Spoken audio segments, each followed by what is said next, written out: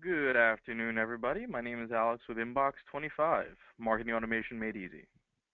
Thanks for attending today's webinar, Getting Colleagues on Board with INBOX25. At the end of the webinar, there will be a short Q&A. If at any point during the webinar you have a question, just throw it in the chat bubble. I'll get to as many as I can, and any questions I don't answer, I will follow up in an email following the demonstration. Today's webinar is being recorded live and will be up for further viewing on our knowledge base as well as on our YouTube channel. So with all the housekeeping out of the way, let's talk about the agenda. So today we're going to start with talking about, well, what is marketing automation? We'll move into INBOX25 user permission functionality, and we'll discuss a little bit of why this is important. We'll drill down into the specific user permissions by plan, and we'll talk about some best practices for setting up your colleagues, and then we'll move into the demonstration of the platform. So, first off, what is marketing automation? I know, silly question, right? Well, marketing automation is software that seeks to marry your sales and your marketing teams together.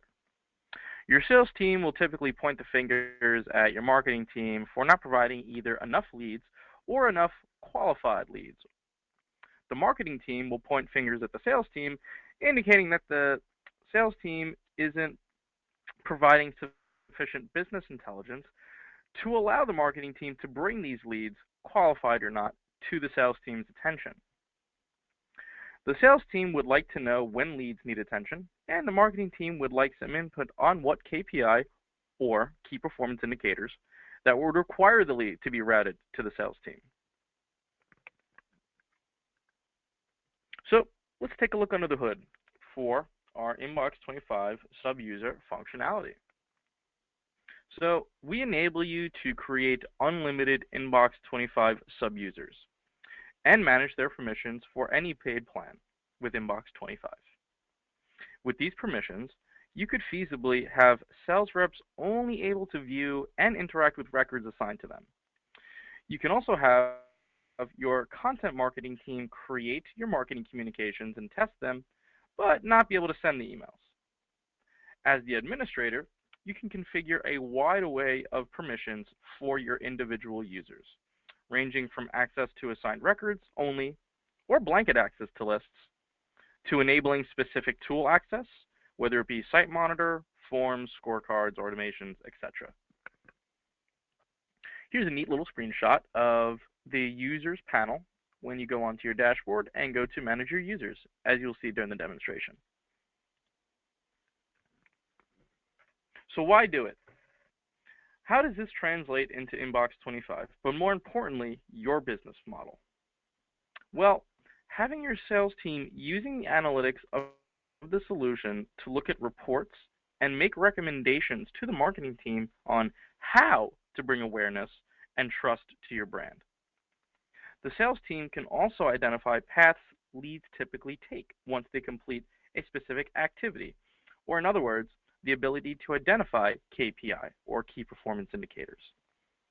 Your marketing team can use these same analytics to craft the message as well as the timing of marketing communications, and improve on what works and revamp what doesn't, by combining email marketing, automation, and lead scoring. What else? Well, if a company has a tight alignment between the sales and marketing teams, marketing automation research shows that they will produce higher revenue and maintain or improve retention rate of already existing customers. With all of these factors combined, you will now start saving time. Time that was wasted on repetitive manual tasks or time utilized to turn a prospect into an opportunity. This time can now be better managed and better utilized to focus on what matters most, other projects, or, well, creating more revenue.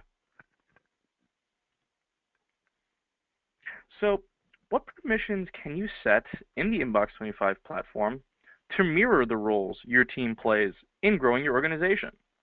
Well, the person running the show will be your INBOX25 administrator, and they are in charge of creating the sub-users and configuring their permissions. A good INBOX25 administrator is someone who is running or intimately involved in running your marketing strategy. This person should also have the ears of a person or persons in your sales team. Now, depending on your plan, you can configure different settings. For all users, whether they be an email marketer or a pro marketer, you can change or alter the sending limit as well as configure access for reporting analytics. Now, for our email marketer, you can give access to creative as well as email creation or testing or sending. You can give them access to the reporting analytics for your email campaigns. You can also configure very specific list access for your subscriber or Sugar CRM target lists. For our pro marketer users, you have the ability to configure permissions, everything included within the email marketer. In addition to that, you can assign access to automations, whether it be blanket or specific, access to scorecards, once again, whether it be blanket or specific, same thing with landing pages and forms, and same thing to reporting. In this case, it would be site monitor or visitor tracking reporting. So now let's get into some best practices. And this is just a screenshot sort of separating out the different permission sections. At the top, you see your pro marketer setting permissions. Towards the middle, you see your campaign management. And at the bottom, you see your reporting and analytics sections. Great. So, best practices. Your digital marketers should have access to creating and testing email campaigns and/or landing pages. You may want your sales and marketing to review site monitor reports because the sales team and the marketing team will look at the same analytics with a different perspective. So getting that sort of wholesome view will allow you to better analyze and better report on these analytics. Now, depending on if you want sales to run their automations, you can give them access to their assigned records only and also allow them to create or edit or view the reports or clone or pause or play specific automated workflows. So you really are in control over whether you would like the salespeople to have more autonomy in creating workflows for their specific leads, or you can set it up for them and just assign permissions so that they can act with it accordingly. Someone from sales should have input in what rules qualify a lead more for lead scoring. And marketing can think up of the values. So what do I mean by that? As I mentioned before, your sales team will have more intimate knowledge of key performance indicators, which are making a lead more of a sales-ready lead. So you definitely want input from your sales team as to which specific activities within your broad marketing strategy are leads typically completing, which is a good touch point in which they will then become a customer. Most importantly, in fact, in my opinion, the most important, you want to make sure that there is an understudy. What I mean by that, if for some reason the INBOX25 admin is on leave or vacation or is sick or unfortunately needs to leave the company, you need someone in your bullpen that is ready to go, ready to take over that responsibility quickly. So this is someone that is either shadowing or mirroring your INBOX25 administrator and getting a hold of the platform from a back seat. And this is someone who can quickly take over the reins and continue marketing such that there is no significant lull in your marketing campaigns as well as your marketing strategy. All right, so that does it for the presentation. Now let's get into the demonstration. Okay. So today we're going to look at a few different examples that you can give a sub-user. So as you see, I'm logged in as the INBOX25 administrator. So to create a user or manage permissions, I'm going to go to my settings icon, and I'm going to go to manage users. Okay. So I have 3 users in total, but today I played around with permissions of 2 different users. So let's look at Alex Borak first. Now, Alex has permissions which would be more aligned with a sales rep or sales engineer, someone within your sales team. So from top to bottom, you can see I've given Alex scorecard permissions as well as access to view site monitor reports. Now, I know it says access all automations. However, I've not given Alex any specific access to any automations. With scorecards, I'm going to leave blanket access because I want him to be able to not only control but also alter scorecards as he needs to. I've not given him any permissions with the landing pages. He has no campaign access whatsoever. And I've given him full blanket access to all of my CRM lists that I've synced over with INBOX25, the accounts, contacts, and leads. He doesn't have any access to Sugar CRM target lists, but he has access to the reports for email campaigns. He can export those reports, and I've also given him Sugar CRM module access. What does this mean? Essentially, he can log on to his user account from his Sugar user account. Okay. So that's a good example of how you could or how you may want to configure user permissions for someone from your sales team. Now, let's go to John Doe. John Doe, I've configured the permissions so that he's a little more on the marketing side. So with here, I've given him permissions to create automated workflows. I've also given him permissions to specific workflows that are pertinent to the overall marketing strategy. Just a few examples, call not held, assigned to closer, site visited, put through nurturing, so on and so forth. I've given him blanket access to all of my landing pages. He also has access to create and test campaigns, but I've not given them permissions to schedule the campaigns. They can create new lists for purposes of marketing, but they cannot manage the subscriber forms and they cannot manage the suppression list. I've given them no access to reporting analytics, but they can verify the sending addresses for our organization. They can manage the bounce handling. They can also manage one-time autoresponders, and they can create library folders so that they can put their HTML campaigns, their drafts, so on and so forth, into a folder for everyone to view. I've also enabled Sugar CRM module access for them. Awesome. Now, so what is left? Well, with John Doe, they're not able to manage the suppression list. So as you see, I've left that as a permission for the admin only. I only want my marketing team to run marketing campaigns and run the overall marketing strategy, but I don't want them to see the reporting analytics. I now have my sales team able to look at reports, but not able to run anything marketing related. So let's sign out of here and let's see what it looks like from a sub-user.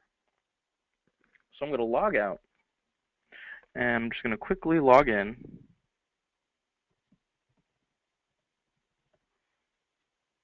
Okay, so I'm no longer the admin. Now I am one of the sub-users for this INBOX25 account.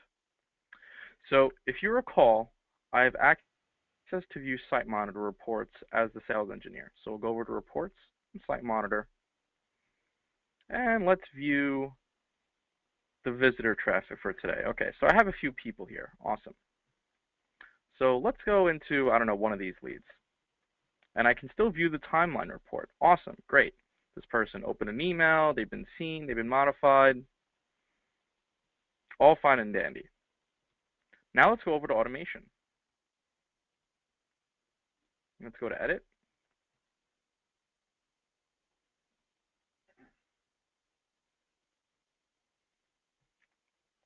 Great, so I can edit all the automations. We can go to view reports, and I can see targets touched. Now, let's try to do some things that this user does not have the permissions for. So let's say, oh, I don't know, let's go to SimSync. Ah, okay. So this is one thing I wanted to touch upon. The only person that has access to your SimSync dashboard or your Sugar CRM dashboard is the INBOX25 administrators. Only an administrator can play around with this tool. It is not for the sub-users. All right. Let's go to, oh, I don't know, create a campaign.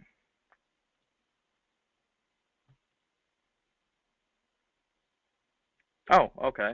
Once again, as a sales rep, I have not configured the permissions for this person to create an automated create an email campaign. So I do not have the permissions to do this. Okay.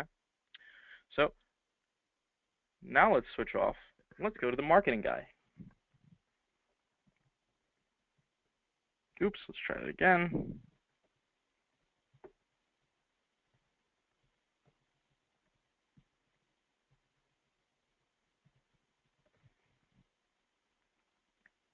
Okay, great.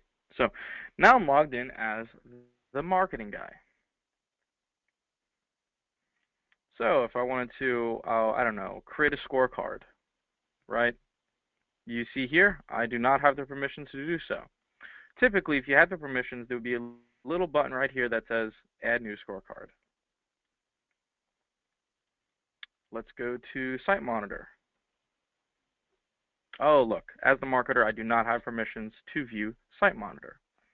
So you see, as you're configuring permissions, the system will turn off or turn on certain features of the platform based on the permissions that you are configuring. Okay? So,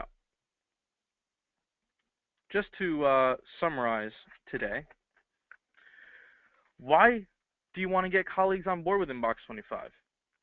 Well, as I mentioned, marketing research shows that the tighter alignment your sales and marketing team have, the higher revenue you're going to create. Not only the higher revenue you're going to create, but the more and higher retention rate you'll have for your already existing customers.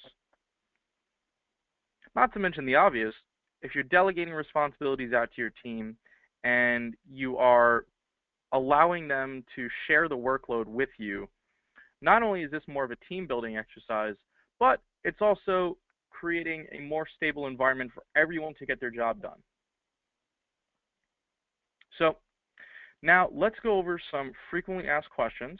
And while I'm going through the frequently asked questions, I ask that you, if you have any last minute questions, throw them into the chat bubble of GoToMeeting. So one of the frequently asked questions we get is, I've created an INBOX25 sub-user, and for some reason, I can't get them to log on to their account. I go to the setup wizard of the INBOX25 module. Let me rephrase. I go to the INBOX25 module in my Sugar instance, and I see a setup wizard. Okay, so just to reiterate, when you create an INBOX25 sub-user and you have a CRM, whether it be Sugar or Sweet CRM, the first thing you need to make sure that you're doing is, and I'm going to log on to the admin so you can follow along with me.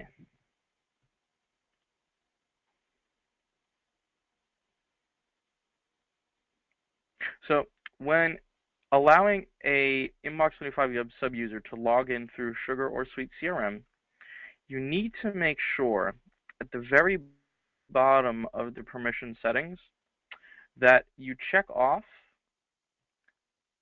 Sugar CRM module access. As you see, even when you put your mouse over it, it gives you clear instructions as to why you want to do this. So in order for this person, this sub-user, to have access, as you see here, you're configuring the password for them. So for sub-users, the username will always be the email address, and the password is, well, whatever you configured for them. So for the setup wizard, they simply need to use their credentials. Okay. Another frequently asked question is, why do I have an email campaign that is saying that I have X number of records in a target list, but as the Inbox25 admin, I go to my reports target list and I see drastically different numbers. Well, this is most likely due to who created the campaign, right? So if you go to, I don't know, Save Campaign Drafts, you see who or what person created the draft. So most of these are done by administrator. However, if a sub-user first had the permissions to create email campaigns, and second, created an email campaign, it'll say created by, and then the sub-user's name, whether it be John Doe or Alex Borak, right? That's the first part. The second part is the reason that the numbers in their select recipient screen, and let me go to a test email campaign so you can follow along. Let me try that again. Okay, perfect. So back to the question. On the select recipient screen, it says that there are, I don't know, 5 targets in this target list. But I know as the Inbox25 administrator that there are 100 people in that target list. Well, the reason the number discrepancy is there is because this sub-user who created the email campaign most likely only has access to records that are assigned to them, rather than blanket access to an entire CRM list, right? So when sub-users are creating email campaigns, it's up to their permissions as to what numbers you will see, whether you're the admin looking at their email campaign or as the sub-user. So in order to alleviate this, you either need to, A, make sure that the person who is creating and testing your email campaigns has, well, not just, let me rephrase, not just creating and testing, but also scheduling. More importantly, the scheduling. If they're scheduling your campaigns, you need to make sure that they have the appropriate access to the records and the lists that they are designed to be sent from. Option B is, as the administrator, you create the workflows, and then you can allow the sub-user to send them out.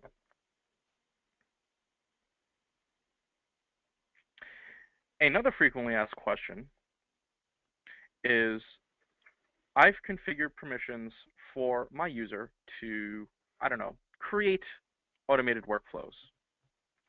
So you go into automation and you create automated workflow. Okay, great, everything's working. So you press play, and lo and behold, no one goes through the workflow. Why is that?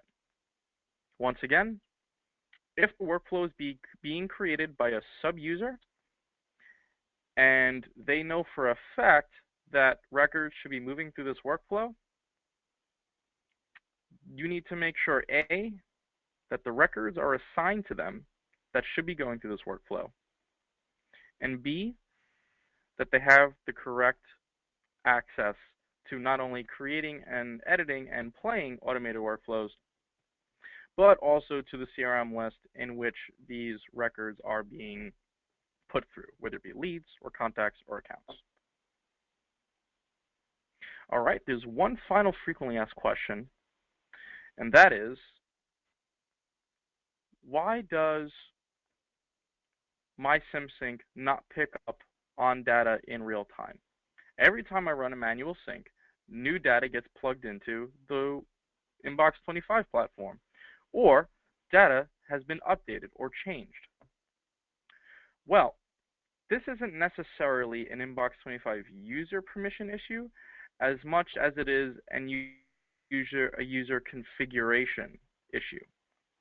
So, in order for SimSync with Inbox25 to work properly, and by properly I mean any records that are being created, edited, updated, deleted, we will pick up on.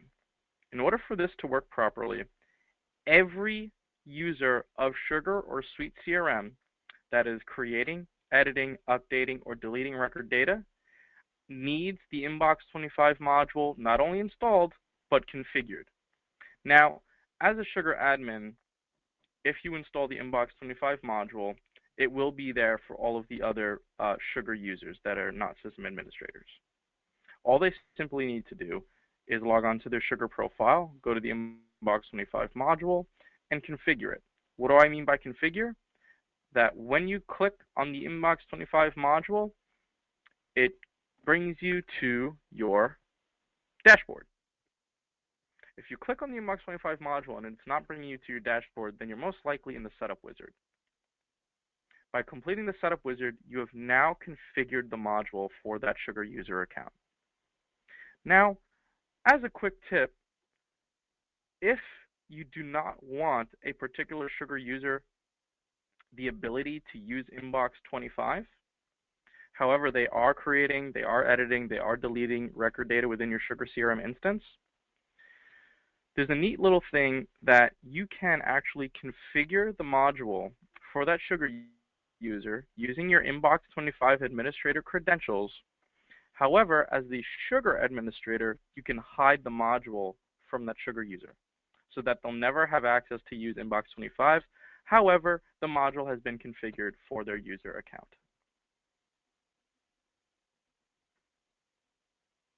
All right, that's it for my frequently asked questions. I'll open the floor for a few seconds for any last-minute questions.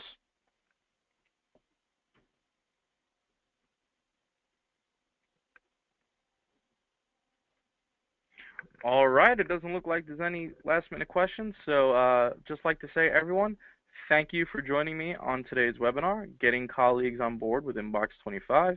My name is Alex Borak. Look forward for our future webinars coming up later this week, as well as for the next few weeks. If you haven't signed up for them already, please sign up as soon as you can. And we look forward to having you on our future webinars. Hope you have a great rest of your day, great rest of your afternoon, great morning, wherever in the world you are, and take care.